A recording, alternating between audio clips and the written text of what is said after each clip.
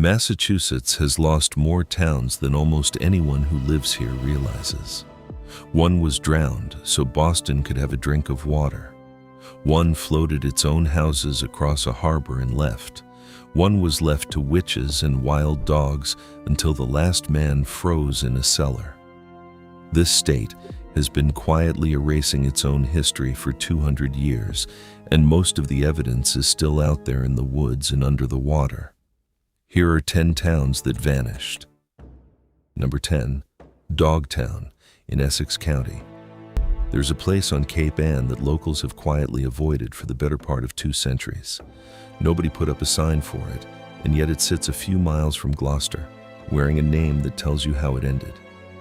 In 1693, a group of settlers built a community on a hill above Gloucester Harbor, deliberately set inland to stay clear of the pirates and British warships raiding the coast. At its peak, more than 100 families lived up there, some of Gloucester's most prominent citizens, with every reason to stay. Then, the Revolutionary War ended. The pirate threat faded, new roads opened along the coast, and every family that could afford to move did. The ones who stayed were the ones with nowhere else to go. Widows whose husbands never came back from the sea, freed slaves with no land, drifters the rest of Gloucester preferred not to think about.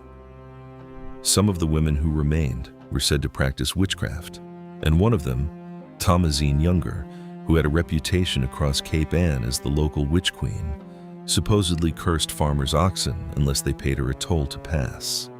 Most of them paid. By 1828, the village was nearly empty. The very last resident was a freed black man named Cornelius Vinson, known locally as Black Neil, who stayed alone through the winter of 1830 and was found barely alive in a cellar hole, his feet frostbitten. The houses rotted, the cellar holes stayed, and the dogs the residents had left behind went feral, running the moors in packs and howling through the night. That is how the place got its name. During the Depression, a local economist named Roger Babson paid unemployed stonecutters to carve motivational phrases into the boulders across the hillside, words like "be true" and "keep out of debt" that are still there today, cut into the rocks of a ghost town whose last residents were witches and wild dogs. Number 9, Longpoint in Barnstable County. Out at the very tip of Cape Cod, past the Provincetown Lighthouse, there was once a town, and when its people left, they did something that has never happened anywhere else in America. Longpoint was settled in 1818 around some of the richest fishing waters on the East Coast, and by the 1840s, it was genuinely thriving. 38 families hauling in cod, mackerel, and lobster. But reaching Provincetown from Longpoint meant a 4.5-mile walk across open sand dunes, no road, no bridge, and in a bad storm, no way in or out at all. By the 1850s, cheap New York salt had undercut their saltworks. The fish were thinning, and the isolation became too much.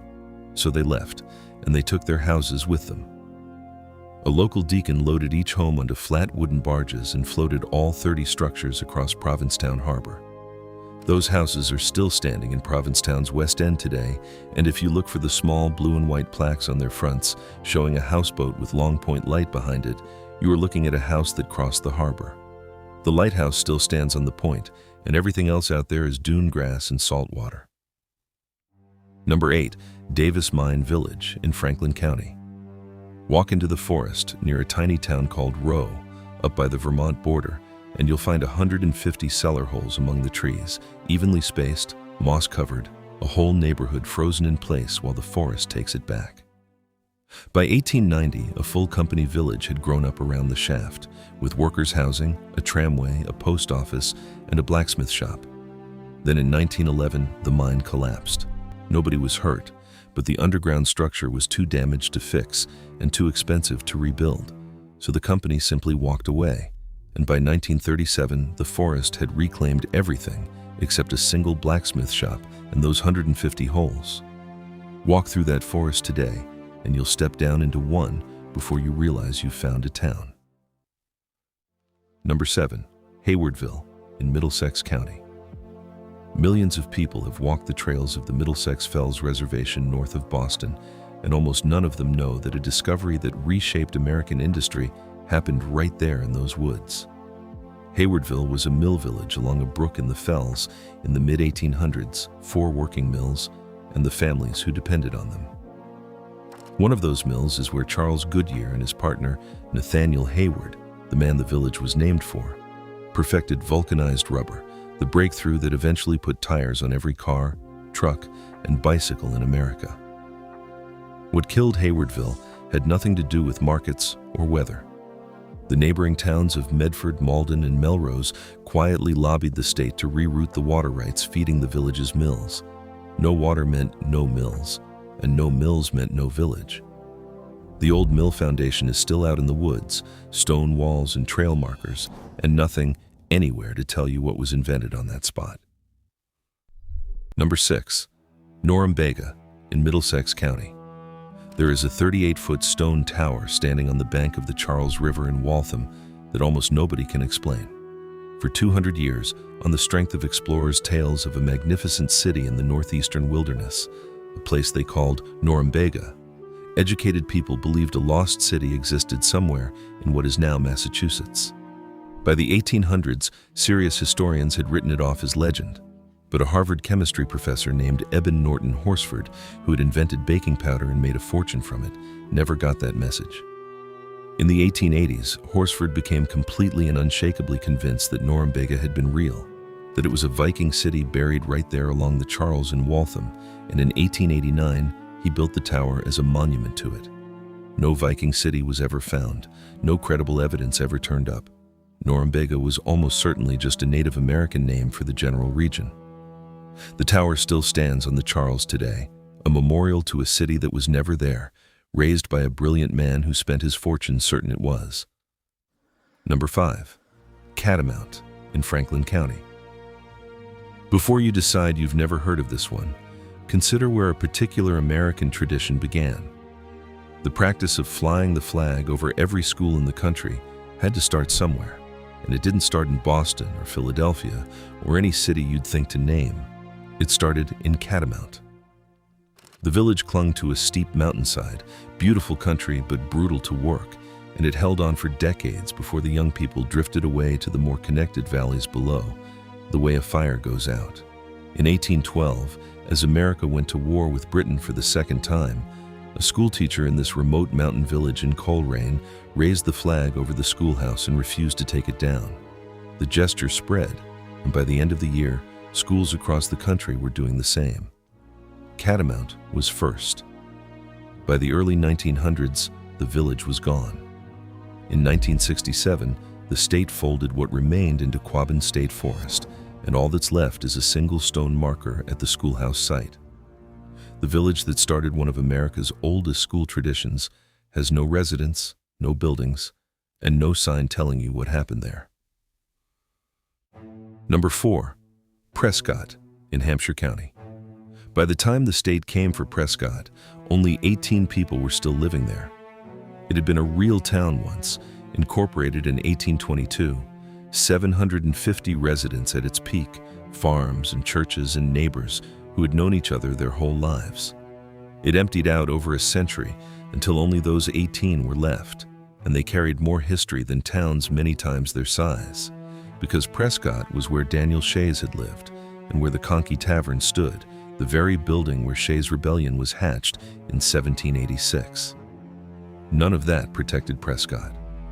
Boston needed water. The state condemned the Swift River Valley, and on the 28th of April, 1938, Prescott ceased to exist.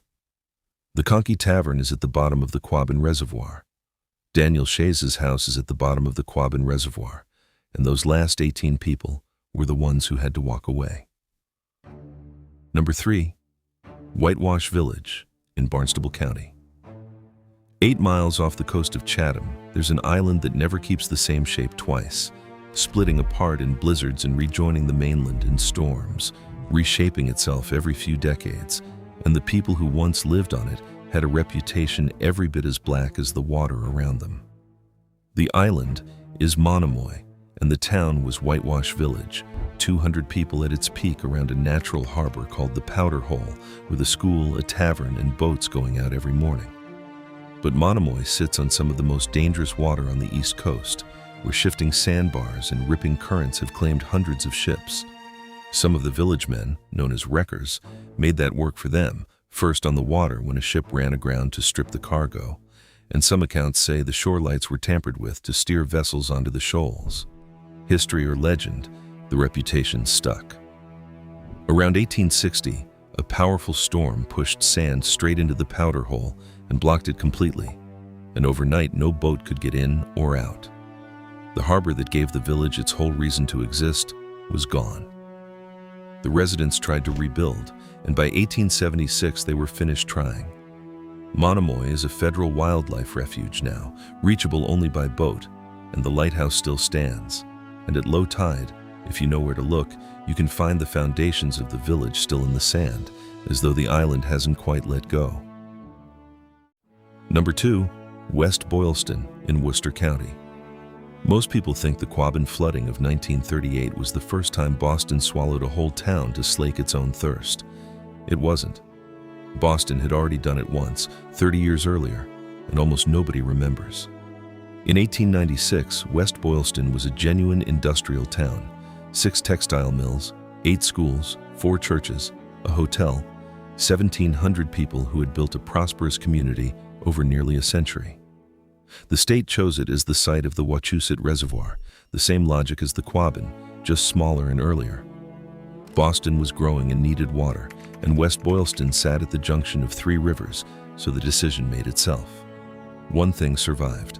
The old stone church, built in 1892, sat on a hill just high enough to stay above the waterline, and it was abandoned the moment the flooding began and stood alone on that hillside for nearly a century. No congregation, no road leading to it, no reason to exist. It's been restored now, and you can see it from Route 140 today. A single stone church above the water, the last piece of the town still upright. Number 1, Enfield in Hampshire County. On the night of the 27th of April, 1938, more than 2,000 people packed into a Hampshire County town hall to hold a wake for a place that would not exist by morning. Enfield was the largest of the 4 Quabbin towns, 1,100 residents, mills and factories along the Swift River, a railroad stop, a main street that had run for generations. And Boston needed the valley it sat in. Before the dancing started, the department ran one final parade, a single old fire engine pulled by horses draped in black, moving slowly down Main Street with a band playing behind it. The parade moved through a ghost town that was still, for a few more hours, technically a town. Inside, the dancing ran until midnight, the beer was free, and the same faces were laughing and crying at once. At midnight, on the 28th of April, the towns were legally dissolved. They ceased to exist. The flooding began months later, and by 1946, the Quabbin was full. The Enfield Town Hall, where 2,000 people danced until midnight on the town's last night alive, is down at the bottom of the reservoir as you're reading this. Drop a comment and tell me what town you're from. I read every single one, and if this kind of history is worth something to you, subscribe.